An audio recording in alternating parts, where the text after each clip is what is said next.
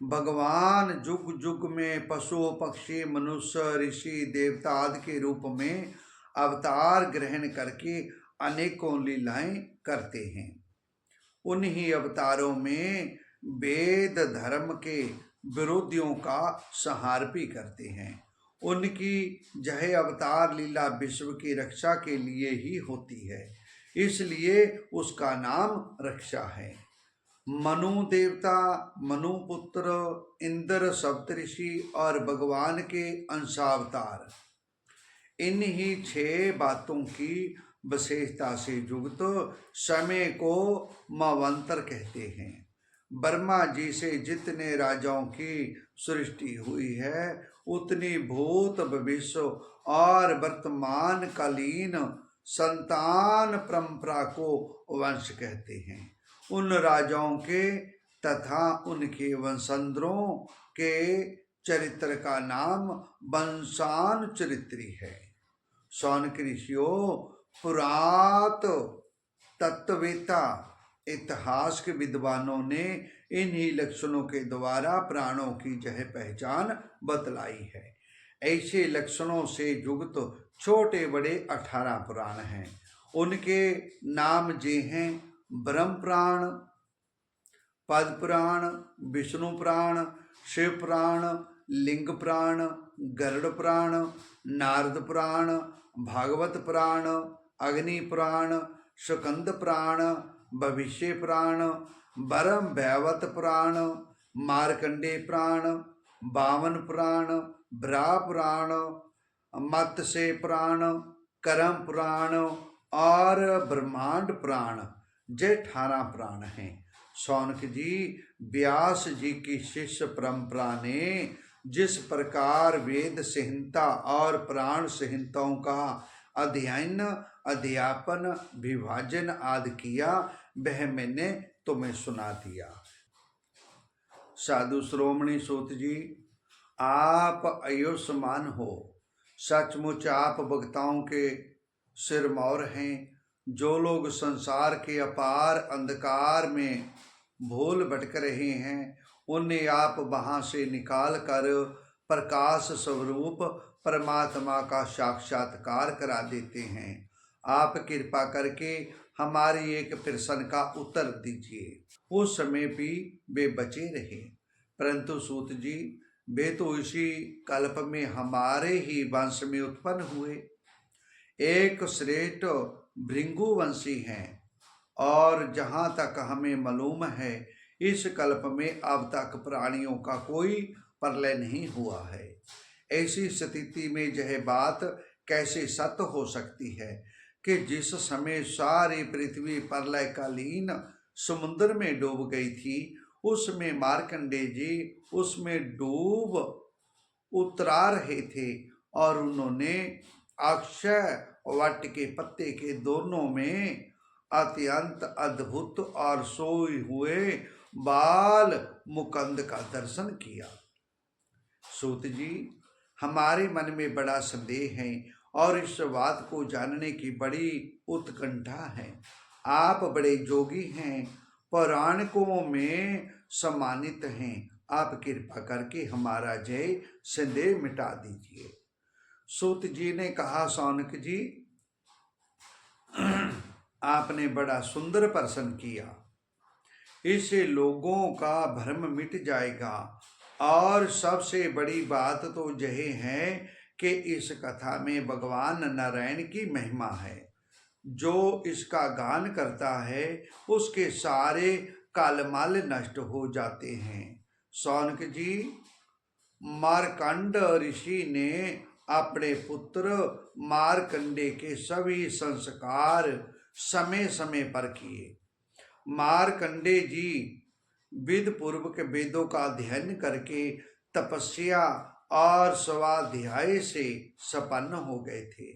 उन्होंने आजीवन ब्रह्मचर्य का व्रत ले रखा था, शांत भाव से रहते थे, सिर पर जटाएं बढ़ा रखी थी, वृक्षों की छल का बसर पहनते थे। वे अपने हाथों में कमंडलू और दंड धारण करते, शरीर पर यज्ञोपवीत और मेखला शोभायमान रही थी। काले मृग का चर्म, रुद्राक्ष माला और कुश यही उनकी पूंजी थी। जय सब उन्होंने अपने आजीवन ब्रह्मचर्य व्रत की पूर्ति के लिए ही ग्रहण किया था। वे सायंकाल और प्रातःकाल अग्निहोत्र, सूर्योपस्थान, गुरु वंदना, ब्राह्मण सत्कार, मानस पूजा और परमात्मा का स्वरूप ही हूँ, इस प्रकार की भावना आदि के द्वारा भगवान की आराधना करते। सायं प्रात भिक्षा लाकर गुरुदेव के चरणों में निवेदन कर देते और मौन हो जाते। गुरु जी की आज्ञा होती तो एक बार खा लेते, अन्यथा उपवास कर जाते। मार्कंडे जी ने इस प्रकार तपस्या और स्वाध्याय से तत्पर रहकर करोड़ों वर्षों तक भगवान की आराधना की और इस प्रकार उस मृत्यु पर भी विजय प्राप्त कर ली, जिसको जीतना बड़े बड़े जोगियों के लिए भी कठिन है। मार्कंडेय जी की मृत्यु विजय को देखकर ब्रह्मा, भृगु, शंकर, दक्ष, प्रजापति, ब्रह्मा जी के अन्यायी पुत्र तथा मनुष्य, देवता, पितर एवं अन्य सभी प्राणी अत्यंत विस्मित हो गए। आजीवन ब्रह्मचर्य व्रतधारी एवं जोगी मार्कंडेय जी इस प्रकार तपस्या, स्वाध्याय और संयम आदि के द्वारा अभिद्ध आदि सारे क्लेशों को मिटाकर शुद्ध अंतकरण से इंद्रियातीत परमात्मा का ध्यान करने लगे। योगी मार्कंडेय जी महायोग के द्वारा अपना चित्त भगवान के स्वरूप में जोड़ते रहे। इस प्रकार साधन करते करते बहुत समय 6 मनवंतर व्यतीत हो गए। ब्राह्मण, इस 7वें मनवंतर में जब इंद्र को इस बात का पता चला, तब तो वे उसकी तपस्या से संकित, इस बात और भयभीत हो गए। इसलिए उन्होंने उनकी तपस्या में विघ्न डालना आरंभ कर दिया। शौनक जी, इंद्र ने मार्कंडेय जी की तपस्या में विघ्न डालने के लिए उनके आश्रम पर गंधर्व, अप्सराएं, काम, बसंत, मलया, नील, लोभ और मद को भेजा। भगवान वे सब उनकी आज्ञा के अनुसार उनके आश्रम पर गए। मार्कंडेय जी का आश्रम हिमालय के उत्तर की ओर है। वहाँ पुष्पभद्रा नाम की नदी बहती है और उसके पास ही चित्रा नाम की एक शिला है। शौनक जी, मार्कंडेय जी का आश्रम बड़ा ही पवित्र है। चारों ओर हरे भरे पवित्र वृक्षों की पंक्तियां हैं, उन पर लताएं लहलहाती रहती हैं। मार्कंडेय मुनि के ऐसे पवित्र आश्रम में इंद्र के भेजे हुए वाजु ने प्रवेश किया। वहां उसने पहले शीतल झरनों की नन्ही नन्ही फूहियां संग्रह की। इसके बाद सुगंधित पुष्पों का आलिंगन किया और फिर काम भाव को उत्तेजित करते हुए धीरे धीरे बहने लगा। कामदेव के प्यारे सखा बसंत ने भी अपनी माया फैलाई। संध्या का समय था। चंद्रमा उदित हो अपनी मनोहर किरणों का विस्तार कर रहे थे। सहस्र सहस्र डालियों वाले वृक्ष लताओं का आलिंगन पाकर धरती तक झुके हुए थे। बसंत का साम्राज्य देखकर कामदेव ने भी वहां प्रवेश किया। उनके साथ गाने बजाने वाले गंधर्व झुंड के झुंड चल रहे थे। उसके चारों ओर बहुत सी स्वर्गीय अप्सराएं चल रही थी और अकेला काम ही सबका नायक था। उस समय मार्कंडेय मुनि अग्निहोत्र करके भगवान की उपासना कर रहे थे। उनके नेत्र बंद थे। वे इतने तेजस्वी थे मानो सभी अग्निदेव ही मूर्तिमान होकर बैठे हों। उनको देखने से ही मालूम हो जाता था कि उनको पराजित कर सकना बहुत ही कठिन है। इंद्र के आज्ञाकारी सेवकों ने मारकंडे मुनि को इसी अवस्था में देखा। अब अपेक्षाएं उनके सामने नाचने लगी। कुछ गंधर्व मधुर गान करने लगे तो कुछ मृदंग बीणा ढोल बाजे बजाने लगे। शौनक जी, आप कामदेव ने अपने पुच्छ निर्मत धनुष पर 5 मुख बाण चढ़ाया। उसके बाण के 5 मुख हैं, शोषण, दीपन, सम्मोहन, तापन और उमादन। जिस समय वह निशाना लगाने की ताक में था, उस समय इंद्र के सेवक बसंत और लोभ मारकंडे मुनि का मन विचलित करने के लिए प्रयत्नशील थे।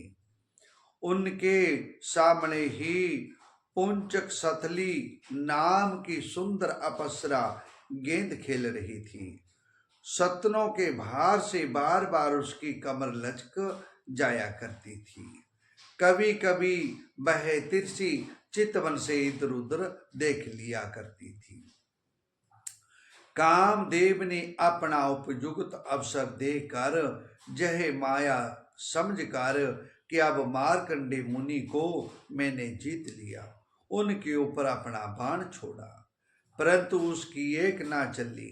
मारकंडे मुनि पर उसका सारा उद्योग निष्फल हो गया। शौनक जी, मारकंडे मुनि अपरिमित तेजस्वी थे।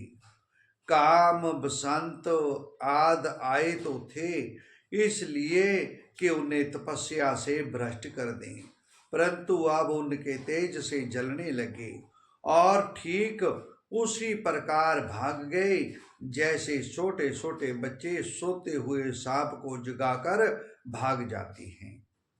शौनक जी, इंद्र के सेवकों ने इस प्रकार मारकंडे जी को पराजित करना चाहा, परंतु वे रत्ती भर भी विचलित ना हुए। इतना ही नहीं, उनके मन में इस बात को लेकर तनिक भी अहंकार का भाव ना हुआ। सच है, महापुरुषों के लिए यह कौन सी आश्चर्य की बात है। शौनक जी, मारकंडे मुनि तपस्या, स्वाध्याय, धारणा, ध्यान और समाधि के द्वारा भगवान में चित्त लगाने का प्रयत्न करते रहते थे। अब उन पर कृपा प्रसाद की वर्षा करने के लिए मुनिजन नयन मनोहारी नरोत्तम नार और भगवान नारायण प्रकट हुए।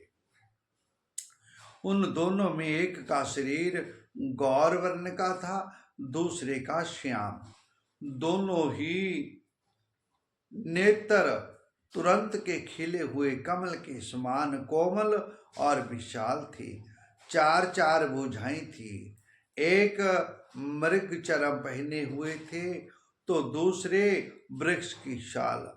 हाथों में कुशा लिए हुए थे और गले में 3 सूत के जगोपवीत शोभायमान थी। वे कमंडलू और बांस का सीधा दंड ग्रहण किए हुए थे।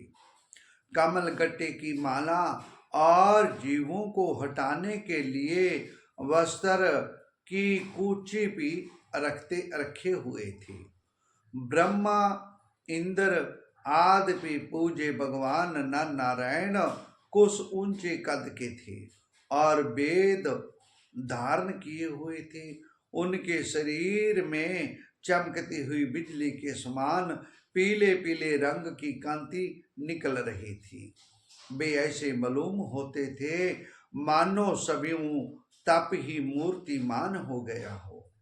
जब मारकंडे मुनि ने देखा कि भगवान के साक्षात स्वरूप नर नारायण ऋषि पधारे हैं, तब वे बड़े आदर भाव से उठकर खड़े हो गए और धरती पर दंडवत लौटकर साष्टांग प्रणाम किया।